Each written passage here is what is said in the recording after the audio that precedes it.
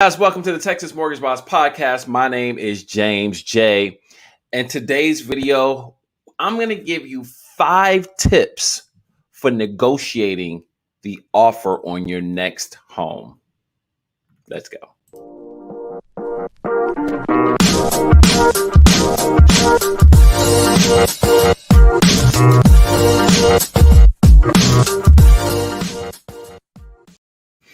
All right, guys. So today we're talking negotiating your dream home. Now, why am I qualified to talk about this?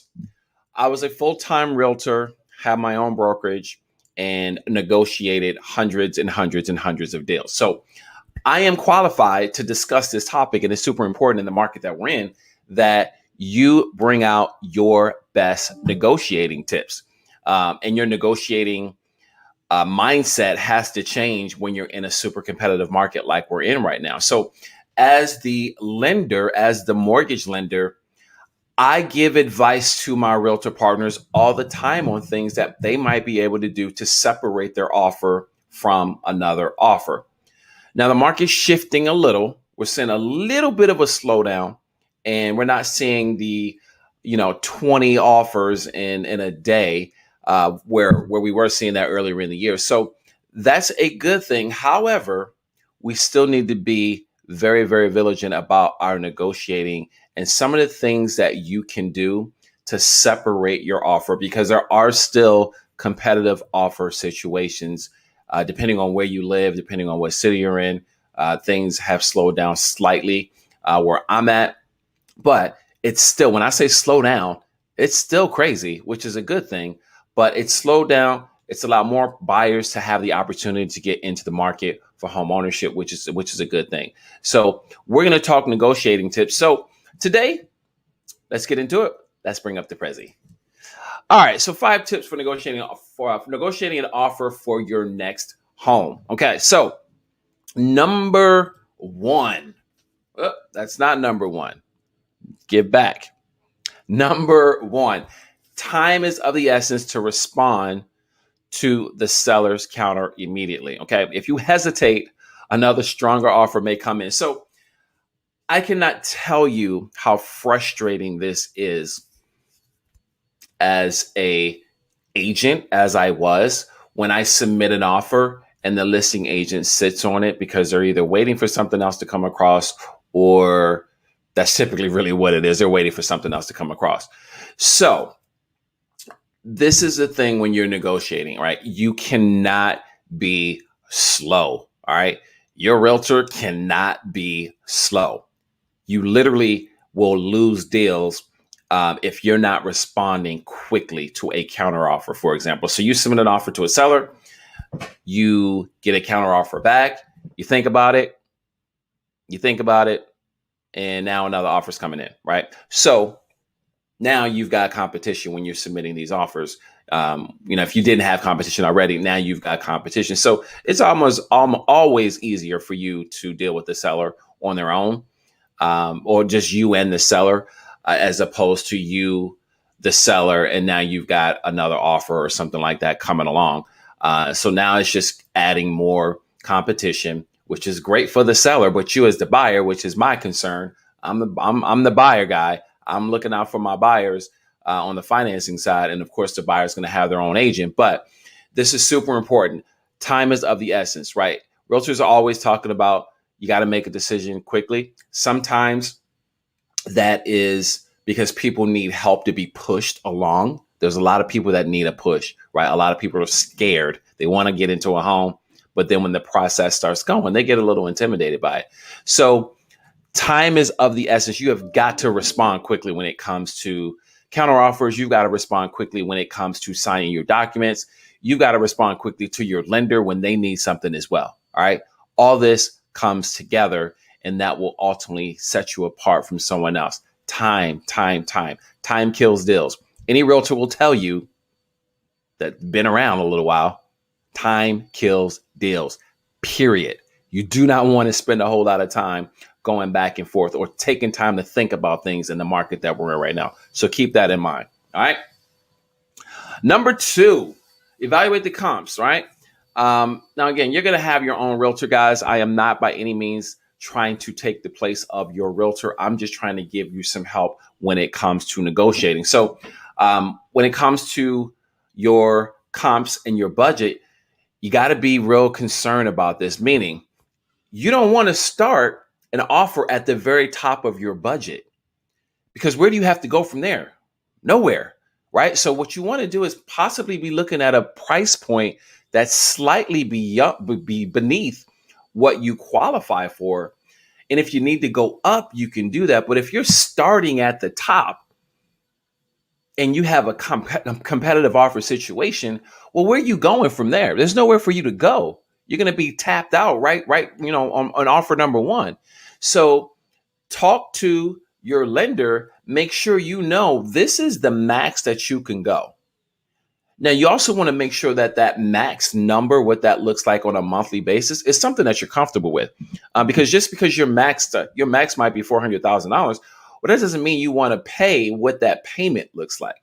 So you make sure you have a lender. Call me.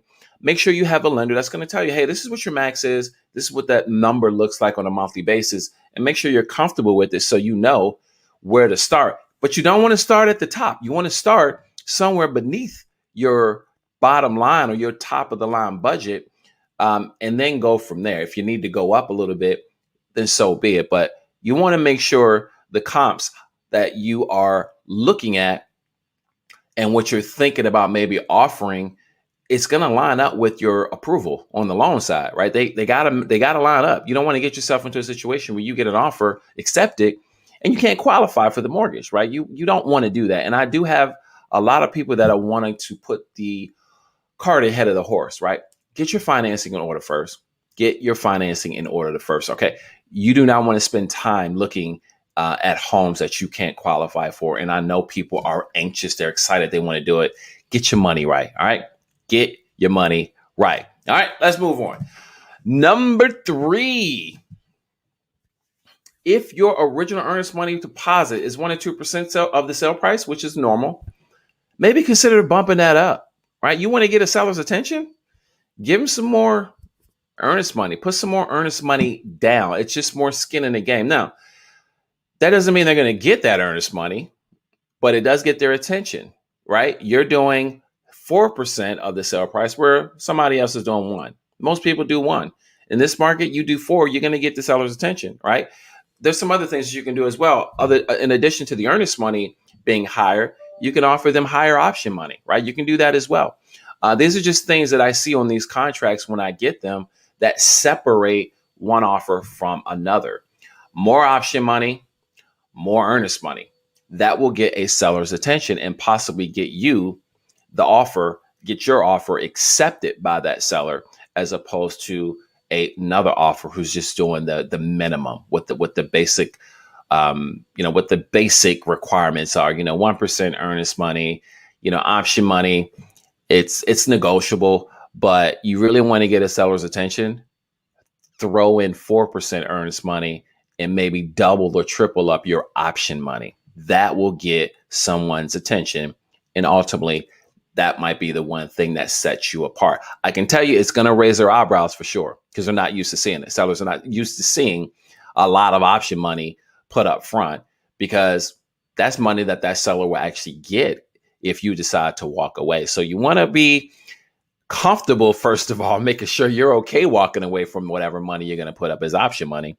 But you may want to get real creative with this and bump that number up. All right.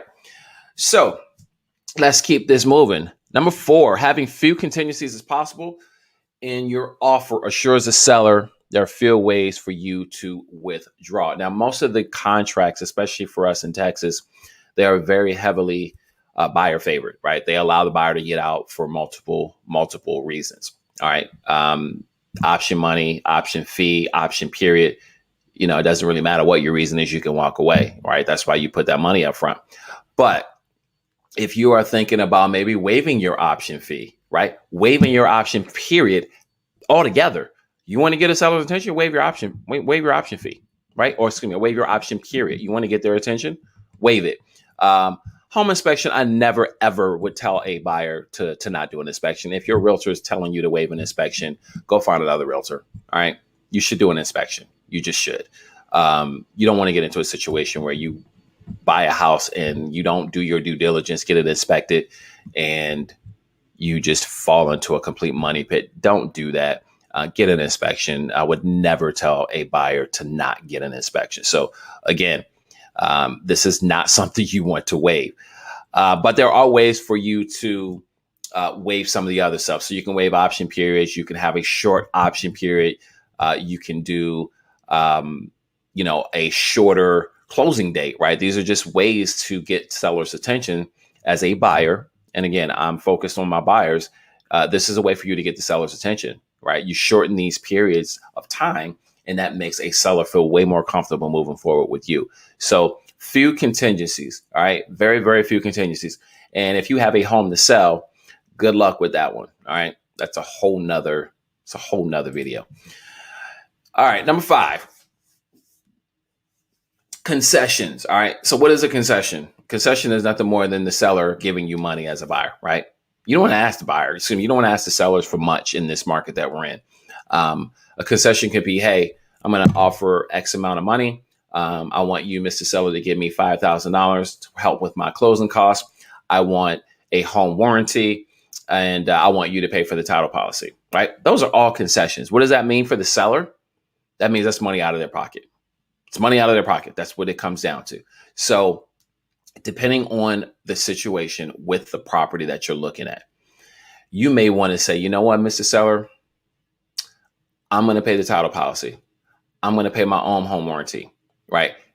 That will get a seller's attention because this is their money. This is money out of their pocket.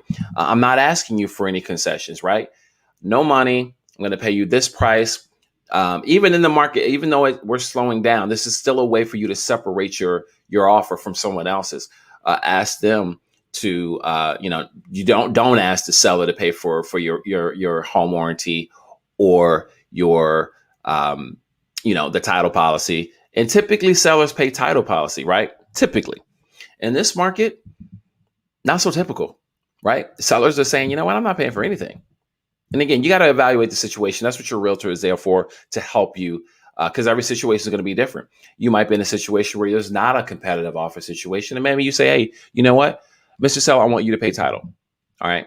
You pay the title policy, but I'm not going to ask you for a home warranty. I'm not asking for any concessions, and then see where it goes from there. But you want to make sure that you really know the situation as best you can, and then make the offer fit that situation. It might be, hey, I've got multiple offers coming in. Hey, you know what? Me as a buyer, I'm not going to ask you for anything. And so you as a buyer have to be prepared to have those funds, for title. That's extra money that you as a buyer has to bring if you're going to pay title.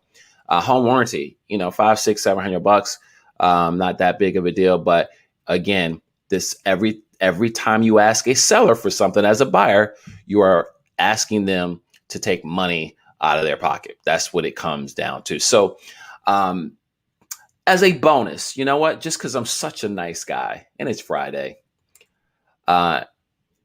bonus tip. All right. Get a pre-approval. I talk about this all the time. Don't get pre-qualified, get a pre-approval. It will also set you apart from other offers, right? A lot of sellers in this market, a lot of sellers agents are wanting to make sure that buyers are pre-approved, not pre-qualified. So do your due diligence, go through the process, get a real pre-approval. And there is a difference between a pre-approval and a pre-qualification. I'm not going to go into it on this video, but make sure that is something that you do, and make sure your realtor is presenting this as a pre-approval, not a pre-qualification. So guys, do me a favor, go over to YouTube, subscribe, like, share, Spotify as well. We are there. iTunes, give us a review, guys. We need help. I need your help with this. So please continue to share. I appreciate you guys supporting the channel, the YouTube channel. I'm going to continue to add different videos that will help. And again, if you got questions, you got a specific video you want to talk about or want me to talk about, or if you just need a lender, call me. All right. My information is right there. You can also go check out texasmortgageboss.com And I will see you guys on the next video. Have a great one.